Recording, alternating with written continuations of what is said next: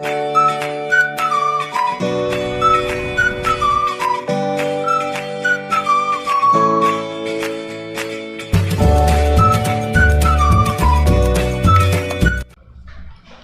estudante do nono ano. Sejam todos bem-vindos a mais uma aula de português. Eu sou o professor Silas e hoje nós falaremos sobre as variedades linguísticas. O que são as variedades linguísticas? Elas são as diferenças que uma mesma língua vai apresentar quando ela é utilizada de acordo com alguns fatores. Que fatores seriam esses? Os fatores sociais, as condições culturais, as condições regionais e as condições históricas. Então, nós temos basicamente 4 tipos de variedades linguísticas, ou de variações linguísticas. Nós temos a variação geográfica, a variação situacional, a variação sociocultural e a variação histórica. Falaremos agora sobre cada uma delas. A variação histórica. Como a língua portuguesa é uma das línguas mais dinâmicas que existe na atualidade, é comum ao longo do tempo que ela sofra algumas modificações. Então, algumas palavras elas vão ser incorporadas no nosso idioma ou algumas palavras elas vão perder na parte escrita algumas letras. E essas mudanças, essas adaptações, elas ocorrem com o passar do tempo. Então, na variação histórica, nós vamos perceber a mudança na ortografia da palavra. Se nós levarmos em consideração que, por exemplo, a palavra farmácia, há 2, 3 séculos atrás, ou até menos, ela era escrita com PH no início. Se nós pegarmos a palavra você, por exemplo, a palavra hoje nós escrevemos você, mas logo no início era vossa mercê. Então, vejamos alguns exemplos de variação histórica. Observe a tirinha. Evolução da língua, 1940. Vossa mercê me permite um galanteio? És bela tal qual uma petúnia. Sois muito abusado. Posso te falar uma coisa? Acho você linda. 1980. Para, meu irmão, tá olhando? 2010. Se liga, mina, tu é a piriguete mais cachorra da balada. Demorou, vamos sapecar geral. Então, observe a utilização das palavras em 3 contextos temporais diferentes, 1940, 1980, 2010. Veja que em 1940, a forma vossa mercê ainda era utilizada. Em 1980, observe aí a forma como são utilizadas as palavras. Posso te falar uma coisa? Acho você linda. Então, muito próximo do nosso idioma. Observe a palavra vossa mercê e a evolução histórica dela. Vossa mercê, vossa mercê, vós mercê, vancê, você. E hoje, com o advento das redes sociais, da informática, nós colocamos lá a abreviação de você, só o V e o C. Então, observe que a evolução, a palavra você, ela passou por esse processo de variação histórica. No cartaz ao lado, a gente viu assim: é proibido colocar cartazes e anúncios em todo o edifício desta ordem. Observe a palavra proibido. Nessa época era escrita com a letra H. A palavra colocar com 2 L's. A palavra anúncio com 2 N's. Ou seja, a palavra proibido, colocar e anúncio passaram por esse processo de adaptação à ortografia, ou seja, a mudança que há. Então, a variação histórica ela vai tratar de uma mudança na ortografia da palavra. Variação geográfica.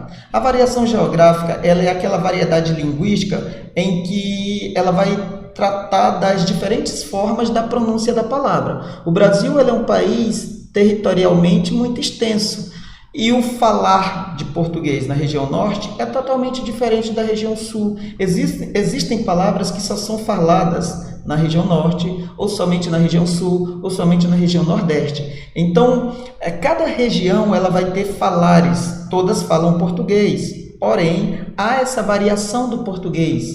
Então, dentro de uma comunidade ampla, como é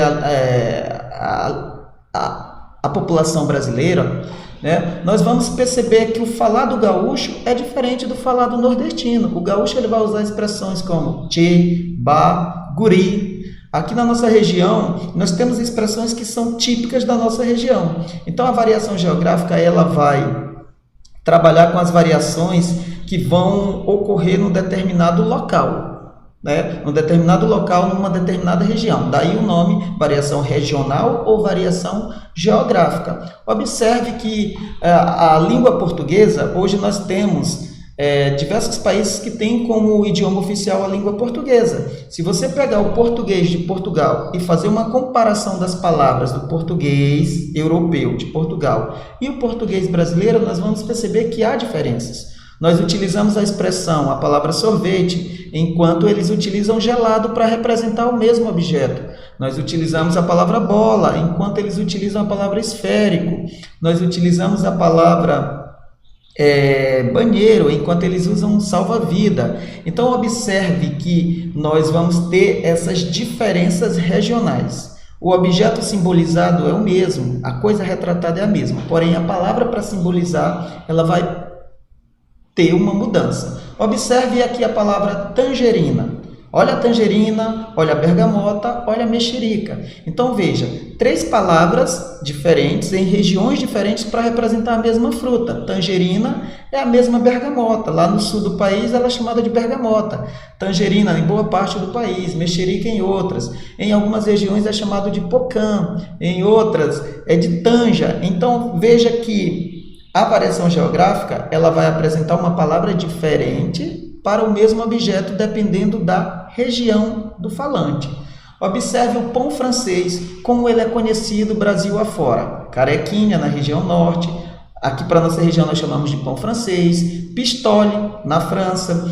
Carcaça ou cacete, em Portugal. No Rio de Janeiro, pão de sal. No Rio Grande do Sul, cacetinho. No Ceará, carioquinha. O pão aguado no interior do Nordeste. Então veja que dependendo da região em que esse pão é vendido, ele vai possuir nomes diferentes, mas para representar o mesmo objeto. E assim nós temos diversas palavras, né, que sofrem essa variação regional. Exemplos: o português do Brasil e o português de Portugal. Em Portugal eles chamam o celular de telemóvel, aqui nós chamamos de celular. Nós chamamos ônibus no Brasil, enquanto eles chamam autocarro. Nós chamamos o trem no Brasil, enquanto eles chamam comboio. Aqui no Brasil você entra numa fila, a fila do banco, a fila da merenda da escola, enquanto eles dão o nome para a fila de bicha. Lá é chamado de bicha. Bicha é a palavra, corresponde à palavra fila para ele. É a variação geográfica. Então, quanto mais distante uma região da outra, mais acentuadas são essas variações regionais. Mais um exemplo de variação regional. Um caso mineiro, passada, era 7 de setembro, estava eu na cozinha tomando um pico-mel e cozinhando um quilo de carne com massa de tomate para fazer uma macarronada com galinha assada. Quase caí de susto quando vi um barulho vindo dentro do forno, parecendo um tiro de guerra. Observe que o texto ele vai trabalhar uma variedade linguística do interior de Minas Gerais. Por isso, um caso mineiro, senhor. Ele quis dizer: sábado passado, era 7 de setembro, estava eu na cozinha tomando uma pinga com mel e cozinhando 1 quilo de carne com massa de tomate para fazer uma macarronada com galinha assada. Quase caí do susto quando vi um barulho vindo de dentro do forno, parecendo um tiro de guerra. Então veja, dependendo da região do país, nós vamos ter essas variações regionais. Isso é muito comum em línguas dinâmicas como a língua portuguesa. Observe o cartoon. A dor começa acima do mucumbu, vai subindo até o meio das pazes e responde aqui na titela. Observe as palavras mucumbu e titela. É muito comum no Nordeste a expressão titela para representar o peito. A titela da galinha é o peito da galinha. O mucumbu é a parte dos glúteos, ou bumbum, conforme nós falamos. Vamos falar agora sobre a variação sociocultural. Essa variação ela é extremamente ligada à variação estilística, ou seja, vão ser destacados os usos diferenciados por faixa etária, principalmente das crianças, dos jovens. Jovens utilizam gírias, né? Não só jovens, mas principalmente essa faixa etária. Então, os jovens em busca de uma identidade, né, de seus grupos, suas tribos, eles vão acabar transformando o significado de alguns termos, de algumas palavras e criando uma sintaxe própria, com significações diferentes. Então, as variações socioculturais, elas podem ocorrer de acordo com a faixa etária, com o sexo, né? A faixa etária é a idade. Um idoso não fala da mesma forma que uma criança. Nós também temos como variação sociocultural os jargões, né? Que é uma outra variação de determinados grupos de profissionais. Então, se você pegar, por exemplo, a forma de falar de advogados, de médicos, de mecânicos, de jogadores de futebol, dos professores, de policiais, cada uma dessas classes sociais aí, cada um desses grupos sociais, eles vão ter palavras típicas do vocabulário deles. Então, vamos a alguns exemplos. Jargão. De acordo com o laudo, você está com um processo de intumescência resultante de lesão inflamatória e necrose subcutânea. O médico está receitando, né, está diagnosticando o paciente. Meu Deus, doutor, e quanto tempo eu tenho de vida? Aí o médico responde, não se preocupe, é só um furúnculo. Ou seja, um furúnculo, um tumor. Para ele falar tumor, observe os jargões que ele utiliza de dentro da profissão dele, dentro da medicina. Intumescência, lesão inflamatória, necrose subcutânea.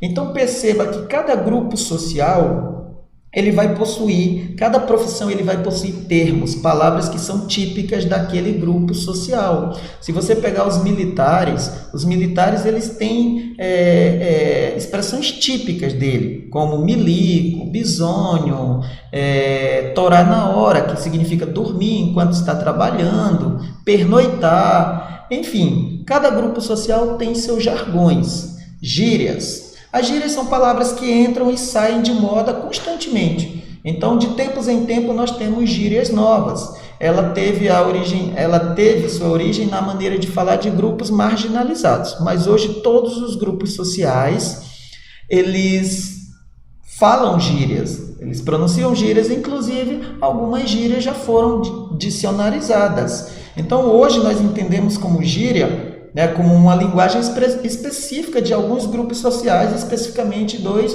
jovens. Observe no exemplo, só, demorou, é nóis, rolê, ou rola, né? Rola ou dá um rolé. Então, nós temos diversas gírias que nós incorporamos no nosso idioma, né, que são variações socioculturais. O cartoon. Aí, professora, eu e os brother, tudo tipo assim, não estamos achando maneira as paradinhas do new português. Observe o aluno falando com o professor utilizando essa variedade sociocultural. Quando ele fala aí, brother, tipo assim, tamo achando, maneiro, paradinha, são expressões que simbolizam gírias. E eu sei que você, aluno, conhece bastante e faz uso de bastante gírias.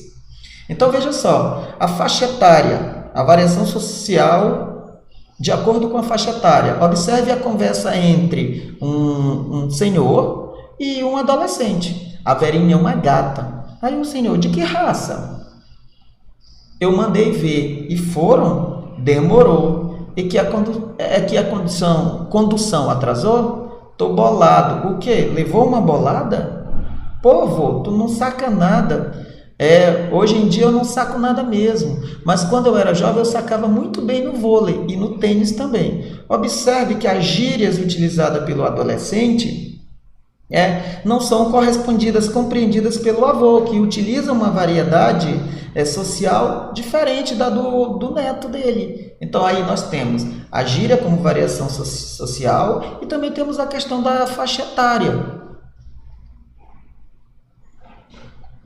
Observe, nós temos aí um adolescente e um idoso, né? Essa diferença entre idade e sexo, ela leva as pessoas a se comunicarem de forma diferente, né? Que é a variação sociocultural. Observe na imagem, né? E a palavra retrete. Então, algumas pessoas ainda conservam essas palavras que envelheceram, mas que fazem parte da língua portuguesa. Retrete é um banheiro. O meu avô, por exemplo, ele costuma utilizar essa palavra. Eu vou no retrete. Eu vou ao retrete. Perdão. Enquanto hoje essa palavra ela deu uma envelhecida. Poucas pessoas utilizam. Quando você as vê utilizando, são pessoas de faixa etária, né, que já têm acima de 50 anos. Então, retrete hoje nós chamamos de vaso sanitário. E assim nós chegamos ao final de mais uma videoaula. Eu espero ter contribuído com a aprendizagem de vocês e até a próxima.